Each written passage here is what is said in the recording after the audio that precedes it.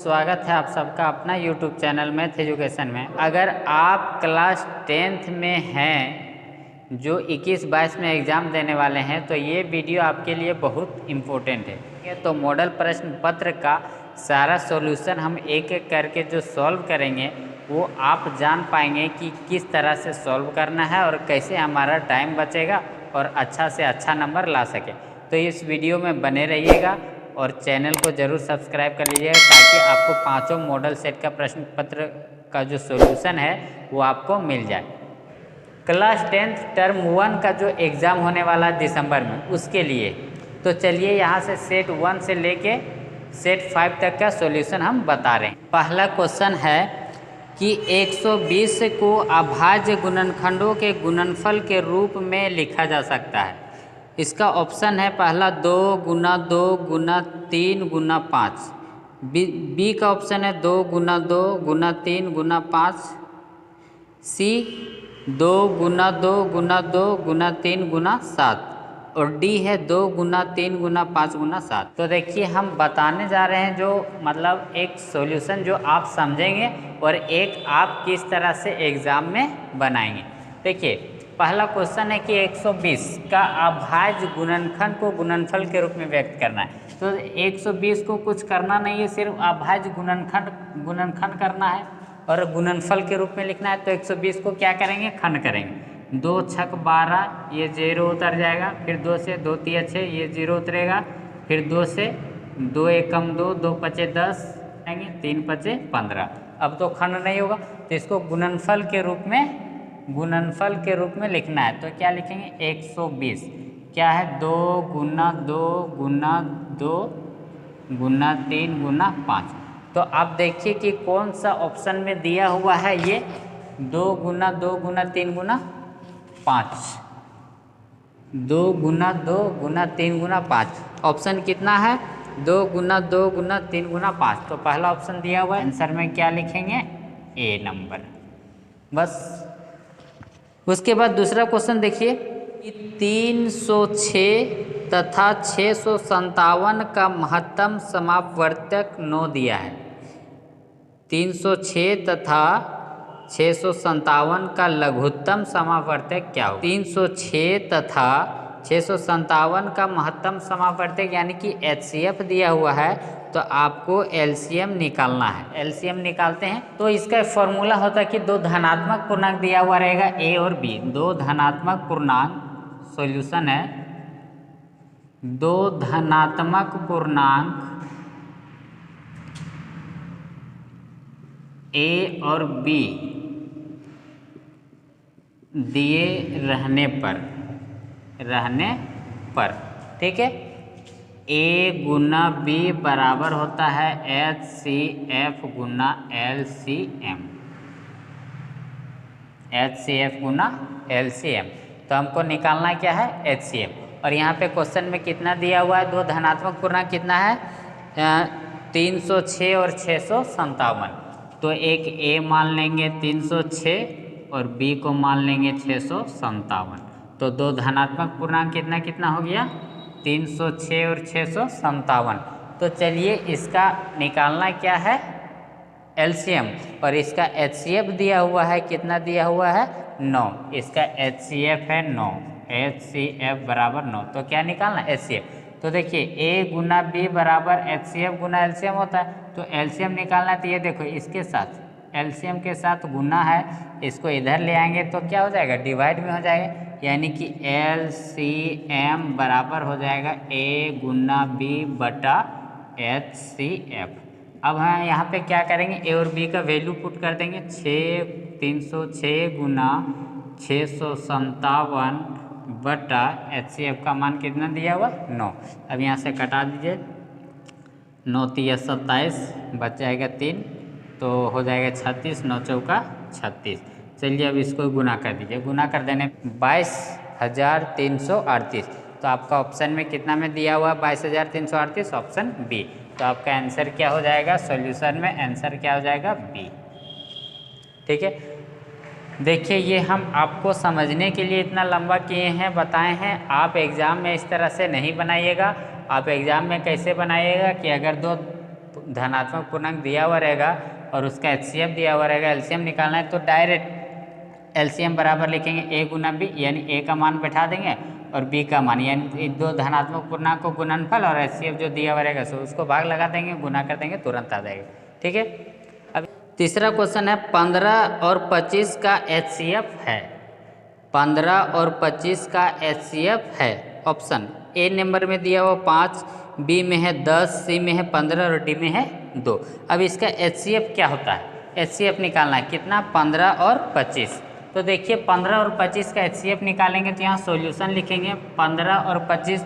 तो HCF दो तरह का बनता है, एक अभाज्य गुणनखंड विधि द्वारा और एक भाग विधि द्वारा। तो भाग विधि थोड़ा सा लंबा होगा, तो अभाज्य गुणनखंड में तुरंत हम क्या करेंगे, इसका HCF निकाल देंगे। कितना कितना का है? 15 और 25। तो 15 को क्या करेंगे? खंड करेंगे, तुरंत जल्दी से खंड करेंगे। 15 को खंड करेंगे 3 गुना 5, 3 पचे 15, और 25 को खंड करेंगे 5 गुना 5। तो HCF वही होता है जो अभाज्य गुणनखंड में कॉमन होता है। तो यहाँ कॉमन देखिए, यानी कि दोनों में क्या मिल रहा है? 5। तो इसका HCF कितना हो जाएगा? 5। तो यहाँ लिखेंगे 15 का 3 गुना 5 और 20 को लिखेंगे 5 गुना 5। तो आपका HCF क्या हो गया? 5। HCF बराबर 5। ये हो गया आपका आंसर। तो देख लीजिए जल्दी से ऑप्शन में क्या दिया हुआ, 5 कितना है? Option A. तो यहाँ पर ऑप्शन ए, तो यहाँ आंसर में हम लिखेंगे ए। क्वेश्चन नंबर 4, एक प्राकृतिक संख्या का अभाज्य गुणनखंड उसके गुणनफल के क्रम को छोड़ते हुए होता है। देख, तो ये क्वेश्चन बहुत ज़्यादा इम्पोर्टेंट है, इसको थोड़ा ध्यान से देखिएगा। क्या दिया हुआ, फिर से एक बार क्वेश्चन पढ़ रहे हैं। एक प्राकृतिक संख्या का अभाज्य गुणनखंड उसके गुणनखंडों के क्रम को छोड़ते हुए खाली जगह है होता है। पहला है अनेक, दूसरा है अद्वितीय, तीसरा है 2 और पांचवा है 5। तो बच्चों इसका होता है अद्वितीय। इसका आंसर क्या होता है? अद्वितीय। नंबर 6, क्वेश्चन नंबर 6 हम आपको लिख के ही बताएंगे। क्वेश्चन नंबर 6, यदि ax² plus bx plus c के शून्यक अल्फा बीटा हो तो अल्फा प्लस बीटा का मान होगा a माइनस बी बटा ए, बी में है सी बटा ए और सी में है बी बटा ए और फिर डी में है माइनस सी बटा ए। ज़्यादा इम्पोर्टेंट है, ठीक है। देखिए दिया हुआ यदि ax² प्लस bx प्लस सी के शून्यक अल्फा बीटा हो तो अल्फा प्लस बीटा का मान क्या होगा। तो इसका शुरू से डिटेल से हम बता रहे हैं कि क्या होगा। तो इसका फॉर्मूला होता है शून्यकों का योग तथा शून्यकों का गुणनफल। देखिए शून्यकों का योग, शून्यकों का योग बराबर क्या होता है? माइनस एक्स का गुणांक, माइनस एक्स का गुणांक बटा x² का गुणांक। आप इसको समझ लेंगे, उसके बाद अभी डिटेल से बताएंगे। उसके बाद शून्यकों का गुणनफल होता है, गुणनफल बराबर होता है अचर पद बटा x² का गुणांक। तो देखिए क्वेश्चन यहाँ चेंज भी कर सकता है क्या कि यदि ax² plus bx plus c का शून्यक अल्फा बीटा हो, यानी इसका दो शून्यक दिया हुआ अल्फा और बीटा।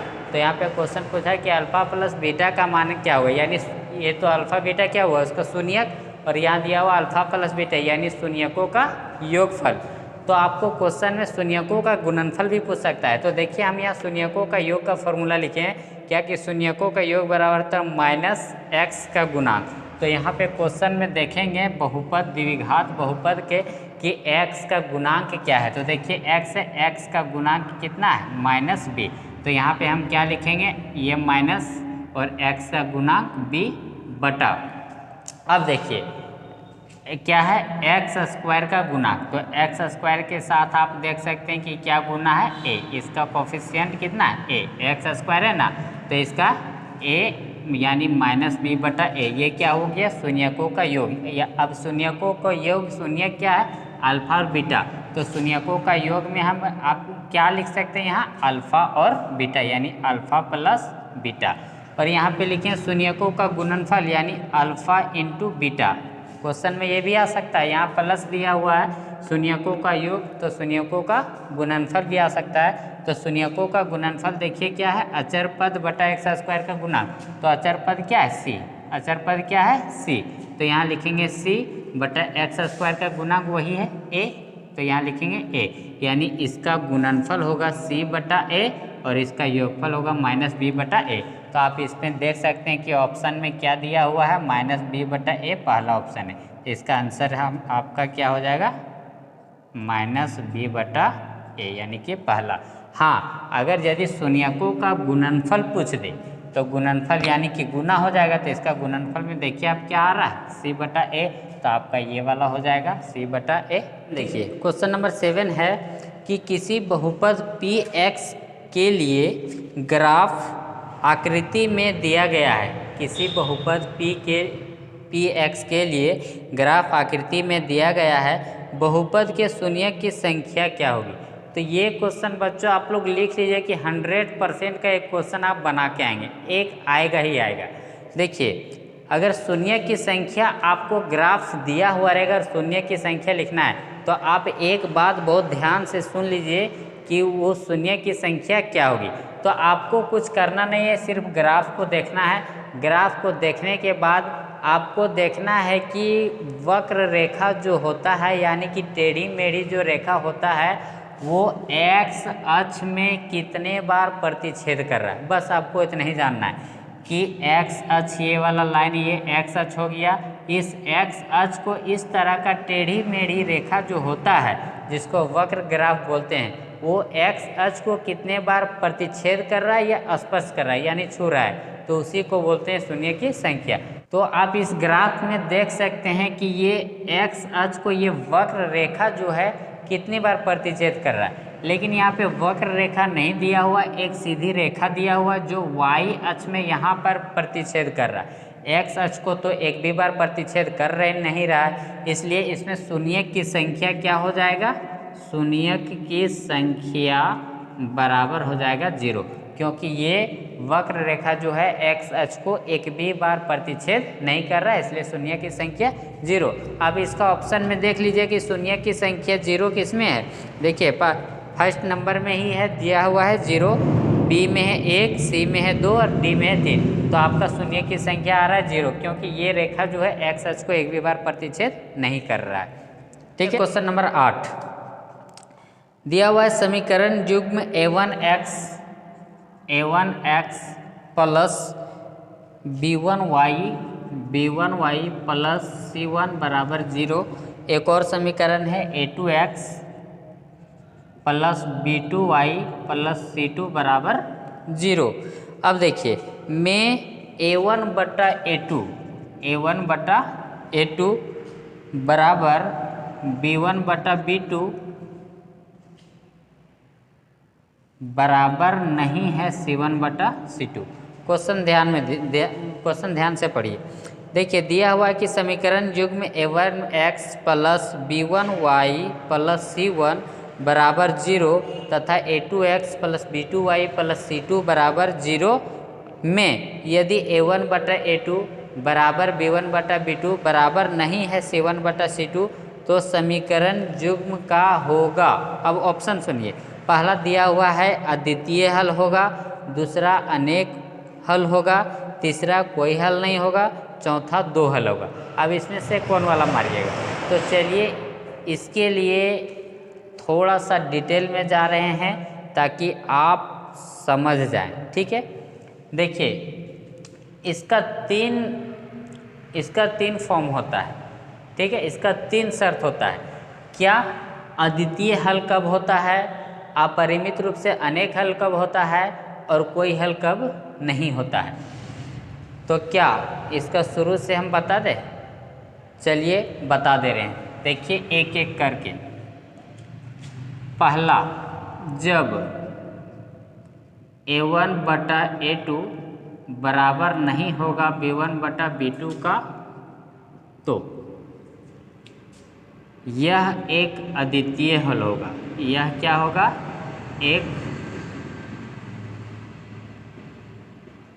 अद्वितीय हल होगा।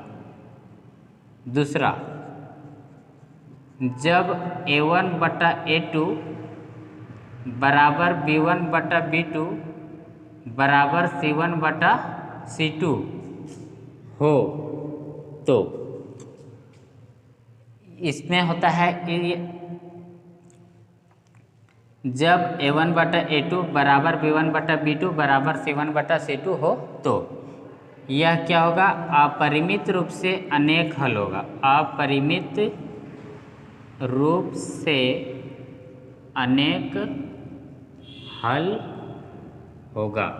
तीसरा, जब A1 बटा A2 बराबर B1 बटा B2 बराबर नहीं है C1 बटा C2 का, तब इसका कोई हल नहीं होता है। इसका कोई हल नहीं होता है।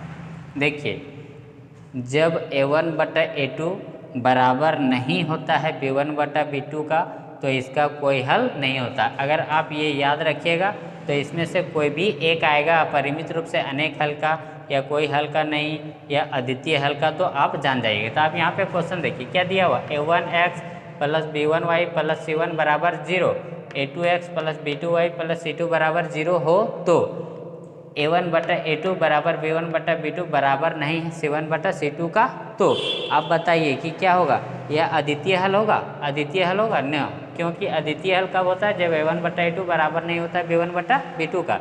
दूसरा क्या दिया हुआ? अनेक हल होगा।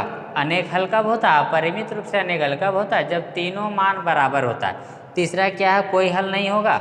हाँ जी हाँ, कोई हल नहीं होगा ये इसमें, क्योंकि ये दिया हुआ A1 बटा A2 बराबर B1 बटा B2 बराबर C1 बटा C2 नहीं है। तो आपका आंसर क्या हो जाएगा? C, ठीक है।